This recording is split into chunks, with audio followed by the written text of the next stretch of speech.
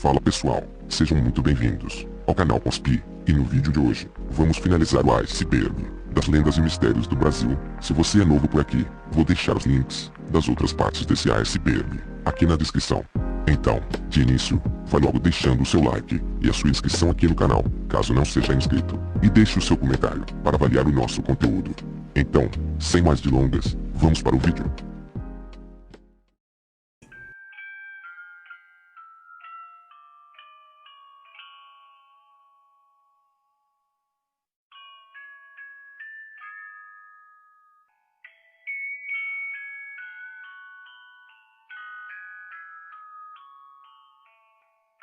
Em Colares, cidade que fica no Pará, nos anos 70, foram registrados vários fenômenos estranhos, que vinham aterrorizando a população de Colares, noticiados pelos jornais da época. Esses eventos ficaram conhecidos como chupa-chupa.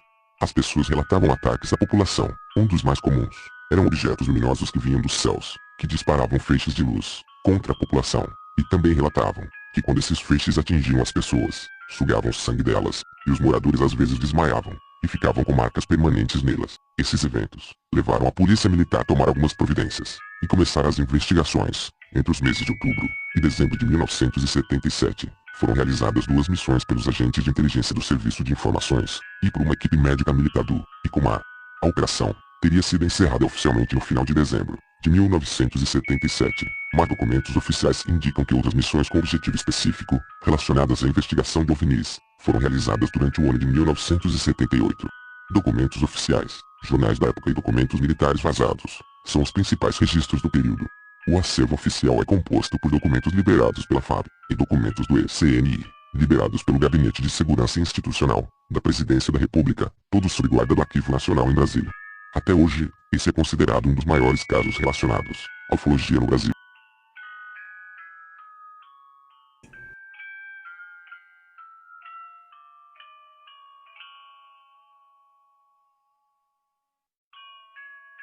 E outro caso bastante conhecido nacionalmente e mundialmente é do ET de Varginha.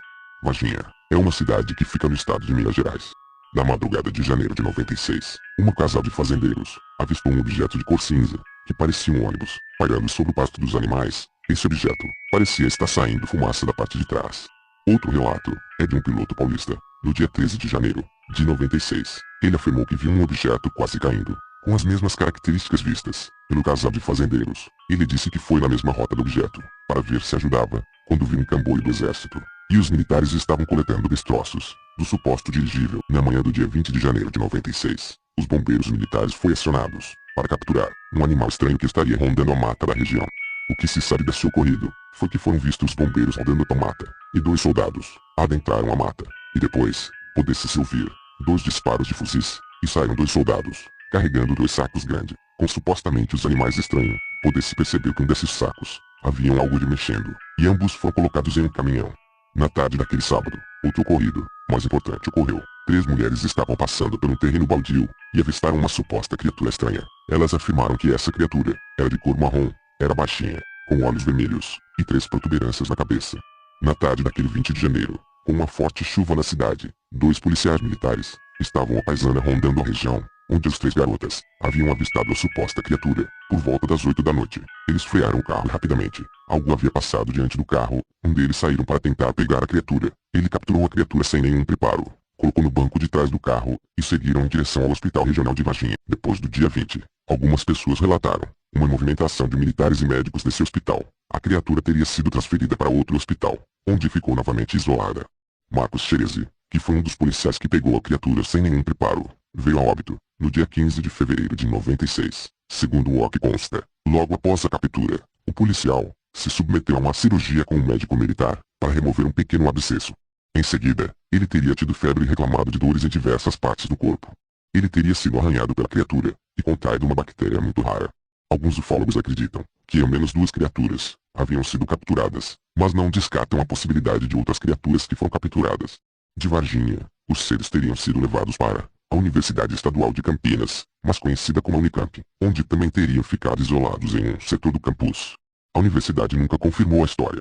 Esse caso é bastante complexo, tendo em vista que as provas do caso são relatos das pessoas, não tem provas concretas. As autoridades da época nunca confirmaram esse ocorrido, mas muito acham que os militares estão acobertando essa história.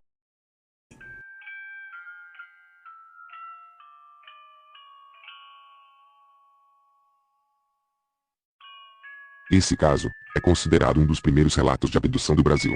E isso se passa com Antônio Vilas Boas. Ele era um fazendeiro que vivia uma vida pacata na sua fazenda, que ficava na cidade de São Francisco Sales, no estado de Minas Gerais. No dia 5 de outubro de 1957, algumas coisas estranhas começaram a acontecer com ele. Após ele se deitar para dormir, na companhia de seu irmão, por volta das 11 da noite, ele abriu as janelas, quando avistaram uma forte luz branca vindo do céu. Olharam rapidamente, e voltaram a dormir. Poucas horas depois, Antônio acordou, e voltou a perceber uma forte claridade lá fora, que estava iluminando a floresta. Assustado, acordou seu irmão. E fecharam as portas da casa. Dias se passaram, e as luzes voltaram a aparecer. Eles relatavam que vinha cada vez mais fortes. Na madrugada do dia 16, enquanto Antônio arava a terra, uma claridade avermelhada foi se aproximando dele. Sem reação, ele percebeu que essa luz estava a 50 metros dele, vindo de uma nave, com o formato de um ovo alongado. Com medo, ele tentou correr, adentrou seu veículo, que era um trator, mas só que o veículo não estava dando partida. Decidiu então correr para a fazenda, quando se sentiu puxado pelos seres, que eram do tamanho de seus ombros. Ele conseguiu se soltar, deu um golpe em um dos seres, tentou correr novamente, mas foi pego por mais 3 seres que apareceram. Ele disse: os seres usavam um macacão cinza colado ao corpo, com tiras pretas, em alguns lugares. Ele ainda diz que o traje ia até o pescoço das criaturas, e para completar, usavam um capacete rígido, bem reforçado, até a altura do nariz, e foi levado até a nave. Agora dentro da nave, Antônio afirma que o lugar era todo feito de metal, e que os seres eram cuidadosos com ele, em nenhum momento querendo machucá-lo. Seus sequestradores falavam em uma língua que o rapaz nunca ouvira antes, quase que animalesco. Um tubo com ventosas foi colocado nele, fazendo tirar um pouco de sangue, fazendo escorrer até o final do objeto. Essa ação deixou pequenas marcas no corpo do homem. De repente, ele foi levado a uma outra sala, que ele sentiu um aroma doce, que o deixou nauseado. De repente, entrou um dos seres com aparência feminina, e sem as vestes. Ele descreveu esse ser feminino como uma ser muito bonita, com aparência de anjo, com estatura baixa, com mãos grandes e finas, com seios empinados, cintura fina e coxas grossas. De repente, ele acabou tendo relações sexuais com essa criatura. Depois, ele foi levado para fora da astronave, mas não antes de tentar pegar um objeto, para provar que sua história era verdadeira. Contudo, os extraterrestres tiraram o utensílio dele. Não existem provas concretas que a abdução de Antônio Vilas Boas realmente aconteceu. Apenas seu depoimento e as marcas em seu queixo. Não foram feitas fotos da marca que o trem de pouso haveria deixado, e quaisquer outras provas que poderiam existir sumiram, após uma grande inundação que teve na fazenda. Antônio morreu em 1957, e em seu obituário consta que a causa de sua morte foi por conta de hemorragia subaracnoide, comum em aneurisma da artéria basilar, e hipertensão arterial que sofreu.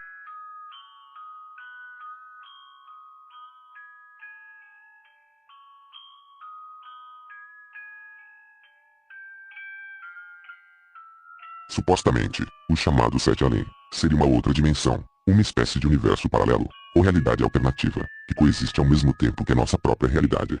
Todos nós poderíamos chegar nessa outra dimensão. O problema é que ninguém sabe ao certo como fazer isso. Existem rituais, mas ninguém garante que eles irão funcionar. Tudo o que se sabe sobre o local são apenas alguns relatos, que foram contados aqui na internet. O lugar seria bem parecido com a nossa realidade, mas de uma forma mais obscura. Os relatos que existem contam que o lugar tem uma aparência escura e suja, além de que as pessoas que vivem lá têm algumas características físicas um pouco diferentes das nossas, como por exemplo, olhos bem mais fundos e completamente pretos, muito parecido com o que vemos em alguns filmes de terror. Infelizmente, as informações sobre o local são bem escassas, mas o que sabemos é que esse não é um lugar ao qual você iria gostar de ir. As histórias contam que podemos ir parar lá acidentalmente, fazendo coisas simples que fazemos normalmente em nosso dia, e que qualquer pessoa poderia ir parar lá por acidente. Mas existem também rituais para você chegar lá por vontade própria. Supostamente, existem 2 formas de você chegar lá. A primeira forma é a partir de uma encomenda. É como se alguém que estivesse nesse mundo paralelo conhecesse o seu eu do Sete Além, e ele te encomendasse. E já outra forma seria uma espécie de ritual. Pegue um elevador, completamente sozinho, e vá para o 4 graus andar. Logo em seguida, vá para o segundo, depois ao 6º e ao 10º, exatamente nessa ordem. O ritual será quebrado caso, durante o processo, alguém entre no elevador. Ao chegar no 10º andar, não desça, aperte o botão para o 5º andar. Ao chegar lá, uma jovem mulher entrará no elevador, mas não fale com ela. Após a mulher entrar, aperte o botão para o térreo. Ao apertar o botão, o elevador não irá mais para o térreo, mas sim subirá até o 10º andar. Durante a subida, não aperte mais nenhum outro botão ou o experimento fracassará. Ao passar pelo 9º andar, o ritual estará praticamente garantido. A forma mais conhecida de escapar do local seria matar as pessoas que lhe encomendaram e refazer tudo, como no dia em que você foi parar em Sete Além. Ao matar as pessoas que te requisitaram no local, o Sete Além não terá mais o porquê de te manter ali. Após matar quem te encomendou, repita a cada passo que você deu antes de ser transportado. Mas, tudo isso não se passar de uma creepypasta, criada pelo brasileiro, chamado de Luciano Milici, e existem pessoas que realmente acreditam que existe o Sete Além, e que afirmam que já estiveram lá.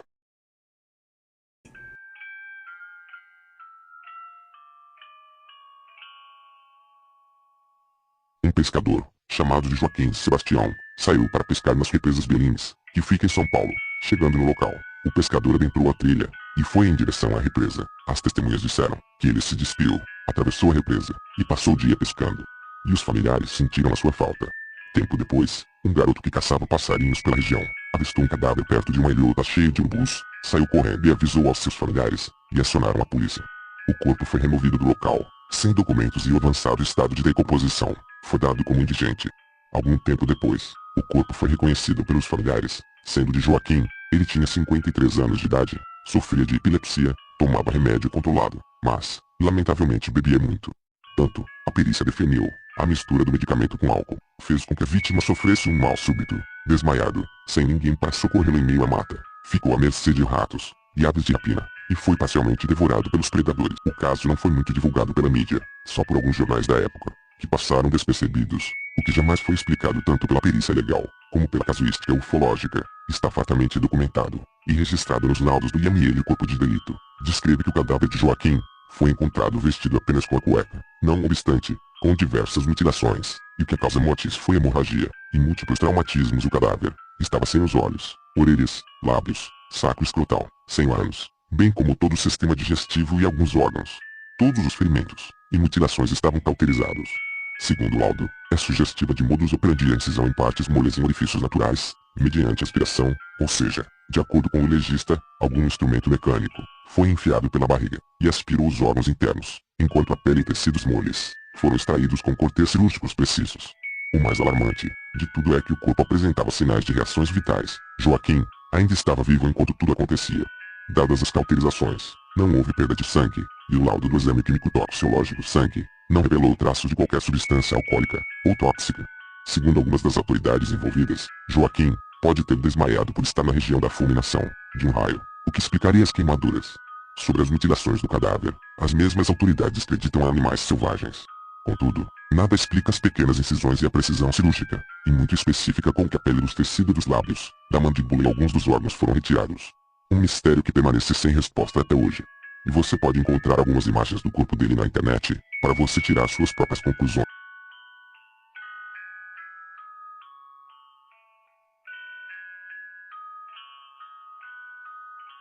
Foi uma lenda urbana, que surgiu em São Paulo, nos anos 90. Matérias e jornais da época noticiaram os crimes que abalaram o mundo. Palhaço que roubava crianças. Na reportagem, trazia um caso de um palhaço, que nos anos 60, assassinava crianças, mas nunca foi encontrado, e alguém decidiu trazer essa história para a cidade de Osasco, dizendo que ali haveria um palhaço que sequestrava crianças, para vender os seus órgãos. A notícia ganhou força na época, onde cada vez aparecia mais relatos das pessoas, de cada região do estado, e ainda afirmavam que tinha dois palhaços agindo juntos, em uma Kombi azul, e que atacavam em escolas públicas. O boato foi tão forte, que até chegou no jornal MP, sendo chamado de Gangue do Palhaço, mas nunca houve uma prova que esses palhaços realmente existiam. O boato chegou até a ser desmentido nos jornais da época. E você, se lembra desses boatos durante a sua infância?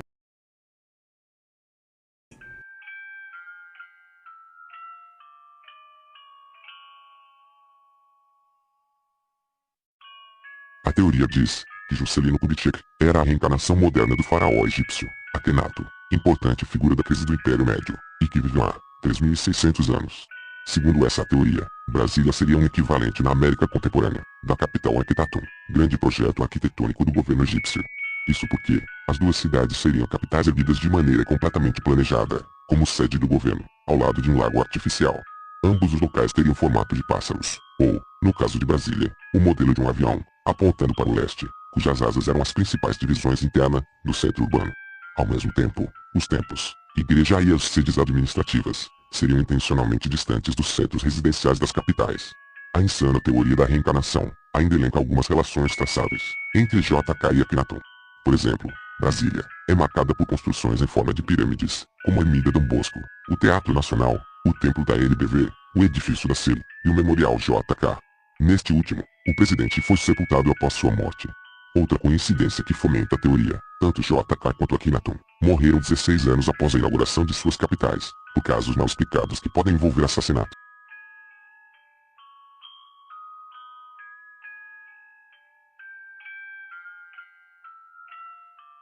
Em meados de 2019, circulava pelas redes sociais um post com a afirmação de que a multinacional PepsiCo, dona da marca de refrigerantes Pepsi, declarou que não vai mais usar células de embriões humanos na composição das suas bebidas. Isso mostraria que a adoção de ingredientes com essa origem ocorreu no passado. A prova seria uma resposta da companhia no Twitter, dizendo ter encerrado sua relação comercial com a Xenomix, empresa de biotecnologia americana, que desenvolve produtos com culturas de células. A acusação contra a Pepsi foi feita no passado por entidades contra o aborto e pelo filósofo Olavo de Carvalho, por meio do projeto de verificação de notícias. Usuários do Facebook solicitaram que esse material fosse analisado. O problema começou em 2011, quando o grupo contra o aborto, Children of God for Life, revelou a existência de um contrato entre a PepsiCo e a Xenomix. A empresa de biotecnologia, localizada em San Diego, nos Estados Unidos, desenvolve novos sabores e fragrâncias para companhias de alimentos, bebidas, perfumes e produtos de limpeza. Uma das maneiras adotadas para isso é uma técnica que testa essas criações com uma cultura de células do tipo EQ293. A entidade pró-vida chegou a iniciar um boicote aos produtos da PepsiCo. Em 2012, desistiu da ideia, ao receber uma resposta oficial da companhia, que garantiu não pesquisar ou financiar estudos que utilizam tecidos humanos, ou culturas de células derivadas de embriões, ou fetos. O texto da mensagem, na época, é bastante similar ao posicionamento publicado em 2019, no Twitter. A PepsiCo informou ainda que a Xenomix não usava células EQ, ou quaisquer outros tecidos ou culturas, de células derivadas de embriões humanos, e fetos, em pesquisas relacionadas à companhia. As culturas, EQ293, provocam polêmica, porque essas células foram extraídas do rim de um feto abortado, legalmente na Holanda em 1973. Elas foram colhidas e cultivadas em laboratório, por Alex van der Eel, e se tornaram fonte de pesquisa em diversas áreas. Embora tenham se originado em um embrião, as células sofreram modificações, e multiplicaram-se, por mais de 45 anos, em diferentes partes do mundo. Logo, é falso dizer que suas versões recentes ainda são parte de um feto humano. As células originais não existem.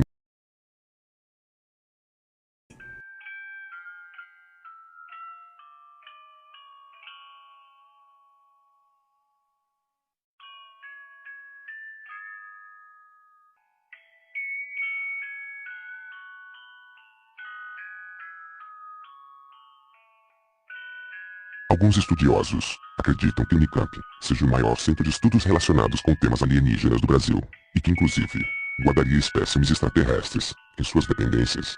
A universidade teria entrado para o mapa da ufologia após o famoso caso do ET de Varginha, e, conforme apontam os pesquisadores, a criatura descoberta em Minas Gerais, em 1996 inclusive teria sido levada para Campinas, pelo exército.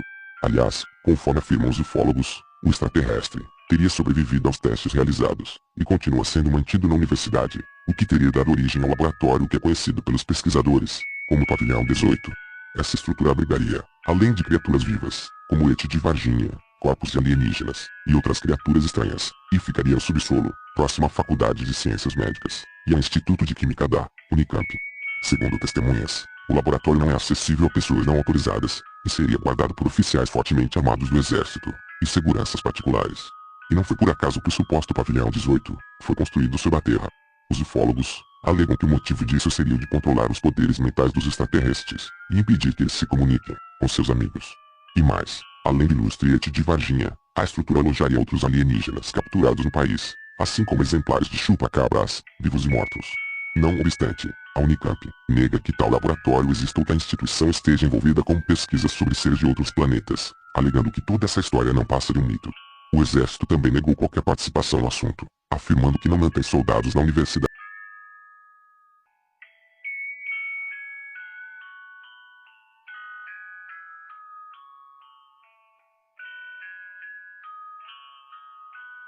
Em 1966, 2 homens foram encontrados mortos, usando ternos, capas impermeáveis e máscaras de chumbo, geralmente usadas contra a radiação, no Morro do Vintém, perto de Niterói. Eles eram Manuel Pereira da Cruz e Miguel José Viana, 2 técnicos em eletrônica. Suas mortes nunca foram solucionadas e o caso permanece um mistério até hoje.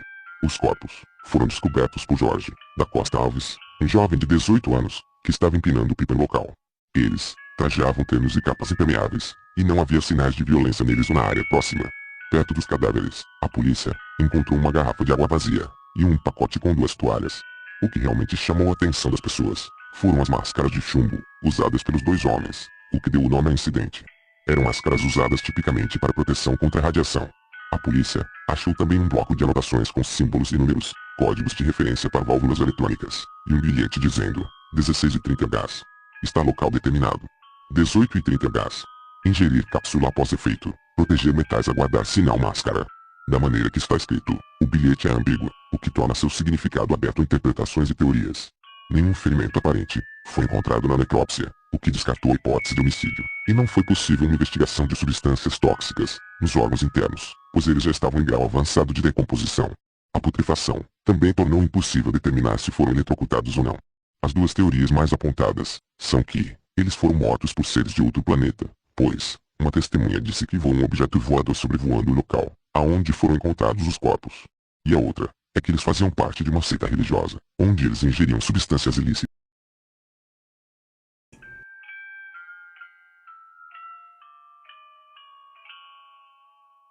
Qual foi um boato que surgiu no Forchan, em 28 de junho de 2018, em que um erro de transmissão em um canal brasileiro fez várias pessoas terem diarreia instantânea. O boato diz que em julho de 2016, durante as Olimpíadas Brasileiras, um erro de transmissão em um canal brasileiro fez que um episódio pirata de Bob Esponja fosse exibido, e no lugar do som da clarineta de Lula Molusco, foi colocada uma nota marrom, fazendo vários brasileiros defecarem nas calças. O boato também fala que vários vídeos do incidente foram postados nas redes sociais brasileiras, mas foram deletados por ordem da CIA e do governo, para não assustar futuros turistas ao país. A inexistência desse incidente é comprovada, pois já foi confirmado que o suposto efeito colateral da nota marrom é falso, e seria impossível nenhum portal de notícia ter falado sobre o ocorrido, além de nenhuma vítima do incidente ter falado sobre o ocorrido. A nota marrom, ou ruído marrom, ruído castanho, ruído vermelho ou ruído browniano, é o ruído produzido pelo movimento browniano. Seu nome é uma homenagem a Robert Brown, descobridor do movimento browniano. Este tipo de ruído pode ser obtido integrando o ruído branco. Sua densidade espectral é proporcional a 1/F2, ou seja, tem mais energia nas baixas frequências que o ruído rosa. A potência espectral decresce a 6 dB por oitava. Afirmam que com essa baixa frequência pode-se causar diarreias instantâneas, representado em um episódio do desenho de South Park.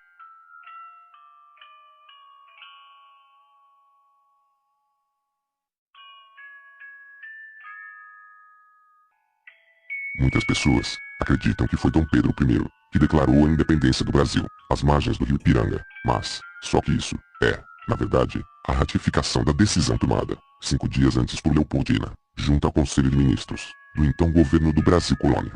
A decisão foi feita graças a Leopoldina, ou Maria Leopoldina da Áustria, foi uma arquiduquesa da Áustria, a primeira esposa do imperador Pedro I e imperatriz consorte do Brasil, de 1822 até sua morte, também, brevemente sendo rainha consorte de Portugal e Algarves, entre março e maio de 1826. Hábil diplomata e política, Leopoldina influenciava as decisões políticas do marido, Dom Pedro I, contam alguns livros, já do século XX, que começaram a retomar sua figura. O chamado Grito do Ipiranga no dia 7 de setembro de 1822, dado pelo então príncipe regente Pedro, consagrado pela historiografia tradicional como o marco da independência brasileira.